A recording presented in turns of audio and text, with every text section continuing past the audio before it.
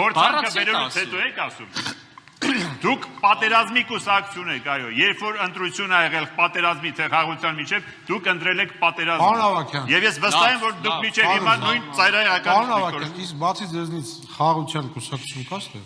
Իհարկե չէ։ Ով համաձայն է պարոն Կարապետյանի տեսակետի հետ Ղարաբաղի հարցում, տեսականը թող մնա ստեղ։ Ով որ դեմ է, թող գա այս կողմը։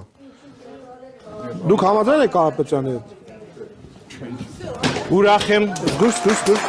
Այս ավելի ճիշտ է բանը։ Իսկ բացի ձեզնից խաղաղության կուսակցություն կա ստեղ։ Իհարկե չէ։ Դուք համաձայն եք Կարապետյանի հետ։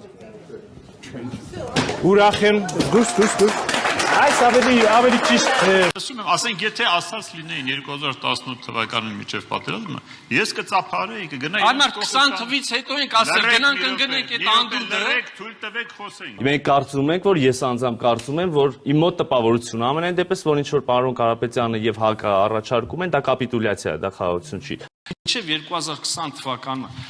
հայ քաղաքական մտքի, այս ձեր ասած բառերը ընդհանուր առմամբ հայ քաղաքական մտքի ամլության եւ փակուղայնության եւ պարզունակության բանն են։ Ասում են սատանան մանրուքների մեջ է, նայած ինչ գնով։ Մենք կարծում ենք, որ ես անձամբ կարծում եմ, որ իմ մոտ տպավորությունը ամենայն դեպս, որ ինչ որ պարոն Կարապետյանը եւ ՀԱԿ-ը առաջարկում են, դա կապիտուլյացիա է, դա խաղաղություն չի։ Ուրեմն մեր ամբողջ հայ քաղաքական միտքը հանգեցրել է Ըլը չեմ մեղադրում կոնկրետ մեղավորների, հանգեցրել է 2020 թվականի աղետին։ Դրանից հետո մի մասը ասում են ժողովուրդ ջան, այս ճանապարհով չի կարելի գնալ, այս ճանապարհով անընդհատ գնում են գլուխներս խփում ենք պատին, մեզ պետքա փոխել ճանապարհը, հաստատել խաղաղություն եւ համագործակցություն հարևանների հետ։ Որովհետեւ այս պայմաններում մեր դիմացի պետությունը, այսպես ասեմ, եթե ոչ ավելի կոպիտ, չարտահայտվելու համար, մեր մյուս պետությունը, որի հետ մենք գործ ունենք, պատրաստ չի փոխզիջումների, պատրաստ չի հաշտության եւ բարիդրացիության, եւ դրանից ելնելով մենք այժմ այս պահին անիմաստ ենք համարում նաեւ այլ պատճառներ, այսինքն ոչ միայն դրանից ելնելով, նաեւ այլ պատճառներ հաշվի առնելով, այդ թվում Ղարաբաղի չներգրավվածություն, բանակցություն եւ այլ հազար բան հաշվի առնելով, մենք այս պահին անիմաստ ենք համարում ջանքերի վատնումը այդ ուղղությամբ։ Դուք պատերազմի կուսակցություն եք, այո, երբ որ ընտրություն ա եղել պատերազմի թե խաղաղության միջև, դուք ընտրել եք պատերազմը։ Որ այն հարցը, որը սլոգանի տեսքով Հայ ազգային կոնգրեսը եւ ՀԺԿ-ն բերել են ընտրարշավի, խաղաղություն, բարեդրացիություն, չէ, հաշտություն,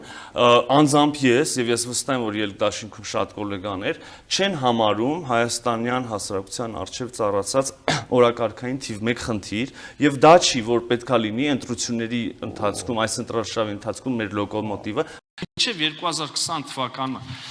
հայ քաղաքական մտքի, այս ձեր ասած բառերը ընդհանուր առմամբ հայ քաղաքական մտքի ամլության եւ փակուղայնության եւ պարզունակության բանն են։ Բազիսայինա լինելու այն, թե ինչ փաստաթուղթ է դրված բանակցություններին